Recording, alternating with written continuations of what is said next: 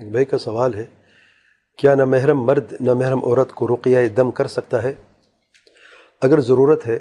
اور وہ خود رقیہ یعنی سنت طریقے سے جو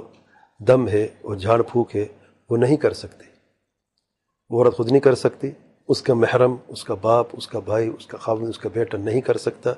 اور وہ شدید تکلیف میں ہے، تو یہ جائز ہے کہ کوئی غیر محرم اس پر دم کرے، بشرط یہ کہ وہ مکمل پردے میں ہوگی اور اپنے محرم کی موجودگی میں ہوگی۔ خلوت الگ سے اکیلے کوئی غیر محرم مرد کسی عورت کا رقیہ دم یا کوئی بھی علاج نہیں کر سکتا۔ اگر دم کرنا ہے، اس کی ضرورت ہے، تو پھر محرم بھی ساتھ ہوگا مرد جو ہے، اور اس کے ساتھ ساتھ مکمل پردہ ہوگا۔ تیسری شرط ہے کہ وہ ہاتھ نہیں لگائے گا، وہ دم کرے اور پھونکے اس کے اوپر، اللہ کہ اس کی شدید ضرورت ہو تو پردے اوپر سے سر پہ وہ ہاتھ رکھ سکتا ہے پڑھنے کے لیے اگر اس کی ضرورت پڑے۔ بعض اوقات جن ظاہر ہو جاتا ہے اور اس کے لیے پڑھنے کی ضرورت ہوتی ہے، ورنہ بعض علماء کہتے ہیں یہ بھی جائز نہیں ہے کہ آپ دور سے صرف پڑھتے رہیں، آپ نے ہاتھ نہیں لگانا ہے، اور آپ نے یعنی اگر بے پردگی ہو جاتی ہے تو پردے کا خاص خیال رکھنا ہے، وہ جائز نہیں ہے۔ تو یہ اچھی طرح یاد رکھیں، سب سے پہلے وہ خود کرے، مریض جو ہے وہ خود دم کرے، نہیں کر سکتی اس کا محرم کرے، محرم نہیں کر سکتا،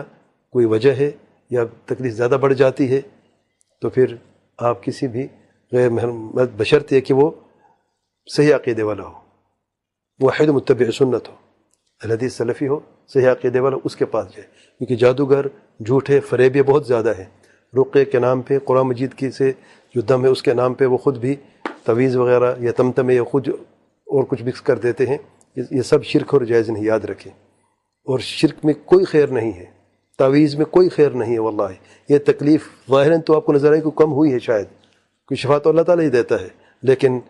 نعوذ باللہ شرک و بدعات میں انسان ایسے ڈوبتا پھر نکل نہیں سکتا۔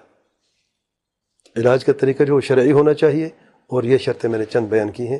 اور اللہ سے دعا کرتا ہوں کہ اللہ تعالیٰ جتنی ہمارے بہنیں اللہ تعالیٰ انہیں شفا عاجل و کاملہ عطا فرمائے۔